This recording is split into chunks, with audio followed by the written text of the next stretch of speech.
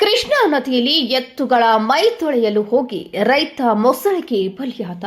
ಹೌದು, ಮುದ್ದೇಬಿಹಾಳ ತಾಲೂಕಿನ ಕುಂಚುಗನ್ನೂರು ಗ್ರಾಮದ ಹೊರವಲಯದಲ್ಲಿ ಜಾಕುವೆಲ್ ಹತ್ತಿರ ಕೃಷ್ಣಾ ನದಿಯಲ್ಲಿ ಅಮಾವಾಸ್ಯೆಯ ನಿಮಿತ್ತ ಎತ್ತುಗಳ ಮೈ ತೊಳೆಯಲು ಹೋಗಿದ್ದ ರೈತ ಕಾಶಪ್ಪ ಕಂಬಳಿ ಮೊಸಳೆಗೆ ಬಲಿಯಾಗಿದ್ದ ಘಟನೆ ಶನಿವಾರ ನಡೆದಿದೆ.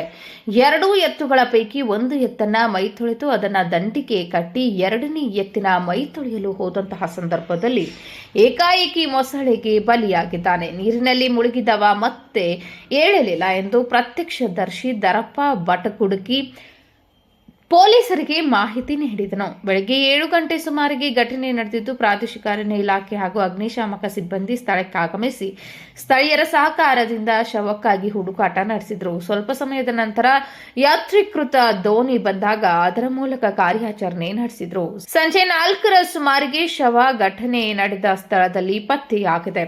ಅಗ್ನಿಶಾಮಕ ಪ್ರಭಾರಿ ಅಧಿಕಾರಿ ನಾಗೇಶ್ ರಾಠೋಡ್ ಹಾಗೂ ಸಿಬ್ಬಂದಿಗಳು ಗ್ರಾಮಸ್ಥರ ಸಹಕಾರದೊಂದಿಗೆ ಶವ ಪತ್ತೆ ಕಾರ್ಯಾಚರಣೆಯಲ್ಲಿ ಭಾಗವಹಿಸಿದ್ರು.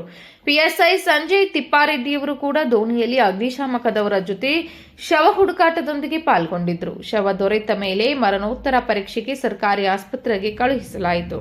ನಂತರ ವಾರಸ್ದಾರರಿಗೆ ಹಸ್ತಾಂತರಿಸಲಾಯಿತು. ಈ ಕುರಿತು ಮುದ್ದೇಬಿಹಾಳ ಪೊಲೀಸ್ ಠಾಣೆಯಲ್ಲಿ ಪ್ರಕರಣ ದಾಖಲಾಗಿದೆ. ನ್ಯೂಸ್ ರಿಪೋರ್ಟ್ ಕಿಶೋರ್ ಕುಲಕರ್ಣಿ, ಸಮೃದ್ಧ ಕರ್ನಾಟಕ ನ್ಯೂಸ್, ಮುದ್ದೇಬಿಹಾಳ.